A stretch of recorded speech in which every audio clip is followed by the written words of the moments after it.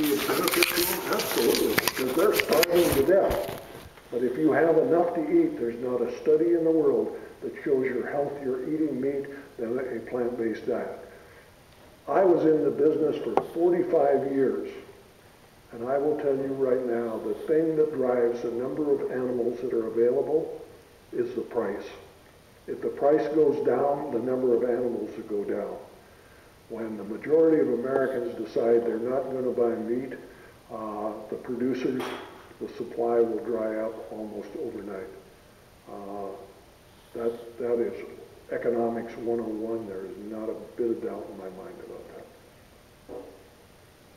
The casing of cancer, is that all strains or was that just on one? The study was originally done in India, and nobody paid any attention to it because they knew that the guy had to make a mistake. They went and replicated it at Cornell, and the findings were so astounding they had to go back and do it 2 more times. And there is absolutely no doubt, if you take the China study, Dr. T. Colin Campbell, and read his book, he has the data that's in there. And remember, he was raised like me on a dairy farm in the state of Virginia.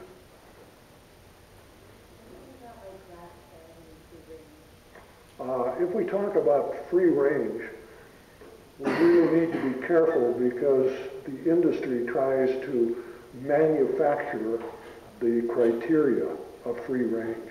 In other words, when we talked about a chicken being free range, it could be that they had the opportunity to go outside sometime in their lifetime. So we've really got to be careful about the designation of free range. If we talk about something that is grass-fed, is that healthier than the stuff that's in the supermarket? Absolutely. Is it good for you? No.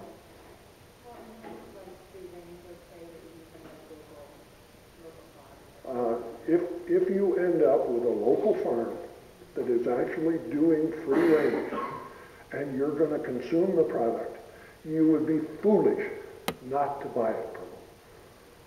I believe that you should shop locally, whatever you do. But do not do this and say, well, I buy free range, so it's good for me.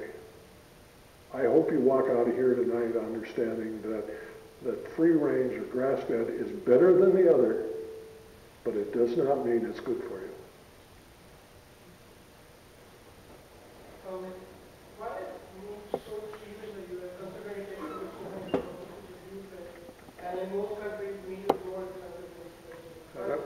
It's really very simple. It's because people like you and all of the rest of us here spend taxpayers' dollars subsidizing it, so that we're spending billions of dollars so that the slaughter industry can buy an animal below the cost of production.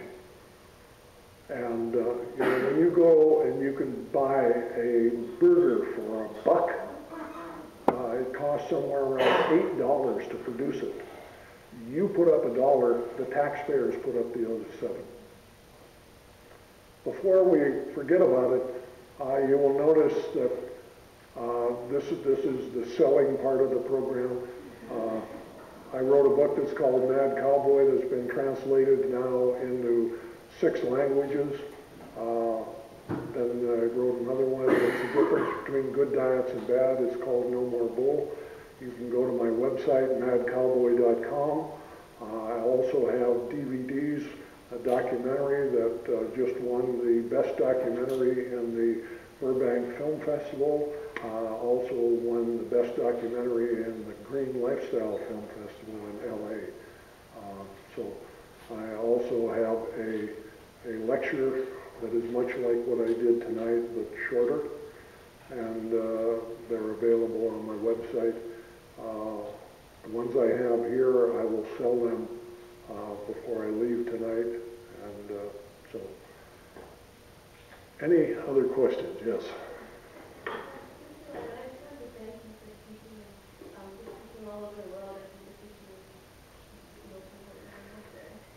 This lady, in case you didn't hear it, she says, I think you're the greatest, most wonderful person. I flowered it up just slightly. Yeah, I was going to ask, after you did the sort of opera thing, I think so, and also, I can't say that, but I can't help it. After you did Oprah, after you saw sort of the BSE scare and sort of like thing in the UK, did the US beef industry and cattle industry, did they sort of implement any of the changes the UK put in place? No. So basically nothing was changed? Well, if you take most enlightened nations around the world, they decided they would not feed animals to animals, which is the best thing to do. All we did is we banned feeding cows, sheep, and goats to cows, sheep, and goats. But we're still feeding cows to pigs, chickens, turkeys, and horses, and we're feeding pigs, chickens, turkeys, and horses to cows. So we know in the laboratory that you can transfer the disease from one species to the other. Did we do the right thing? No. Did they do the right thing in England by banning the feeding of animals to animals? Yes, but they also now found out that the BSE will incubate up to 60 years. They don't know how many hundreds of thousands of people in England today are incubating that disease. Second question, you worked in the cattle industry for a long time, so you've kind of got a lot of friends and colleagues, ex-colleagues. And what's the feeling within the industry? Are they, if the industry is scared there's going to be a BSE scare, are they kind of just go away? Or are they genuinely kind of completely dismiss it and not, they're just kind of like, this is not going to happen? I would say that the industry, number one, are scared to death. Second thing is they're sticking their head in the sand, hoping it will go away. They hope that people will die of something other than mad cow disease. Let me give you an example, and you figure it out. The symptoms of mad cow disease, bovine spongiform encephalopathy in humans, which are called Creutzfeldt-Jakob disease, and the symptoms of Alzheimer's are very similar.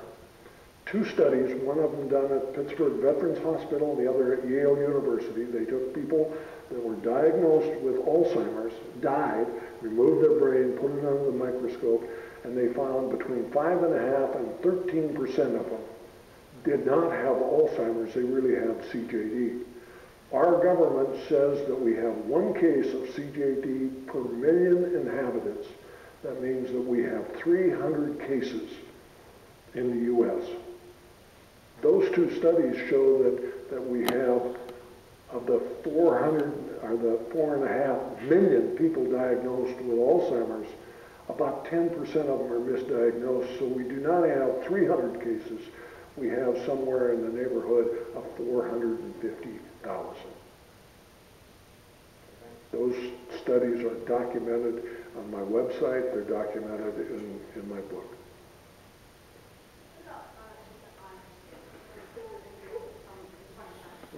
Wonderful question. When you take a product and you put it on your skin, if you actually take your skin and put it under a microscope, you will see that it is almost totally open. It's like we have a bunch of volcanoes with all of the holes that are in our skin.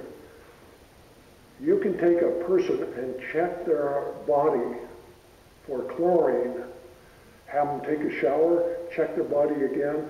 The amount of chlorine in the body will go up astronomically just for taking a shower of chlorinated water through their skin.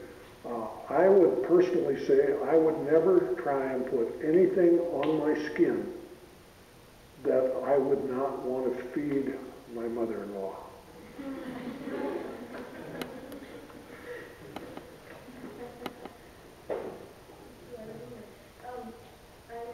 I've been doing some research on animal agriculture, and I recently learned that there are honestly no laws governing how, governing cruelty to animals that will become our food.